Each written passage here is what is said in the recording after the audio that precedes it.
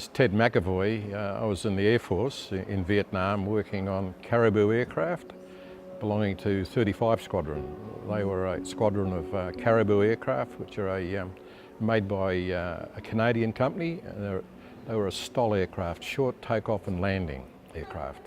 And I was a radio technician in the engineering side of things, keeping the aircraft flying.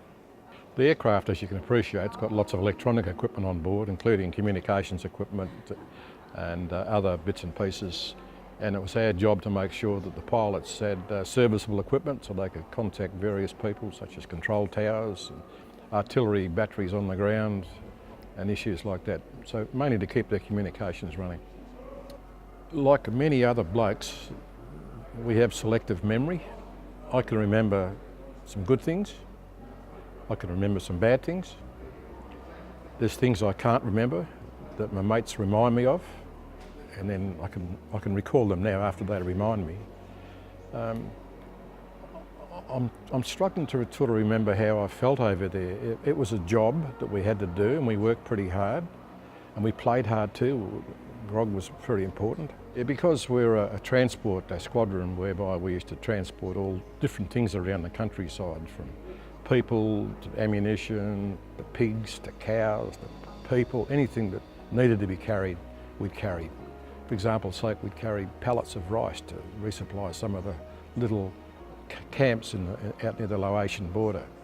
But anyway, because it's a transport aircraft carrying people, we thought, well, this is a bit like an airline, isn't it? So because on the side of the aircraft was our rondel, which is a round indicator of what Air Force we come from, and in the middle of the rondel is a kangaroo. So we were known as the Wallaby Squadrons. Wallaby Airlines we became known as. And we thought, well, if we're an airline, we must provide some sort of decent booking service for our customers. And so at Tonsinut Airport there was that sign there which said Wallaby Airlines booking agents. So the flights were very cheap. We were the first budget airline, I think. But the onboard hostesses weren't very pretty at all. As a matter of fact, they're ugly blokes. It's very typical of Vietnam vets that we can't talk about our experiences to the general public. We tend to open up amongst ourselves because we have shared experiences. And there's a saying on the side of the War Memorial in Canberra, the Vietnam Vets War Memorial. It says, if you weren't there, you can't understand. I'm convinced that all of us were changed in some way by our experience in Vietnam. So I came back very violent. I nearly smashed our bedroom up one night because I just lost my temper over some little issue.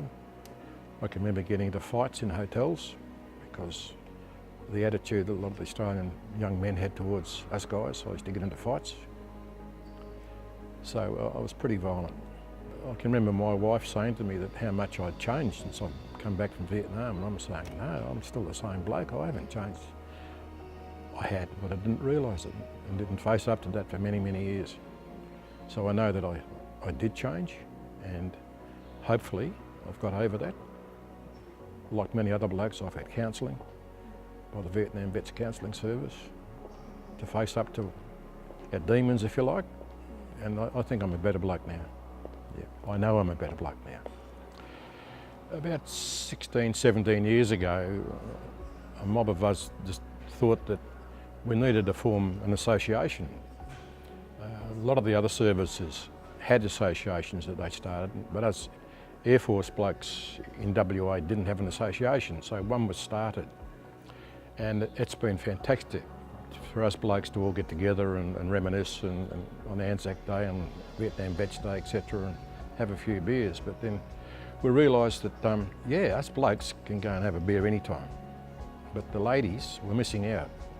So they were invited to be part of our organisation, and what's been fantastic about that is that some of the ladies thought they were going through their troubles that nobody else had. And because these ladies have got together, they realised that my husband's doing the same funny things your husband is, with shared problems. And that's been fantastic for the wives of the partners.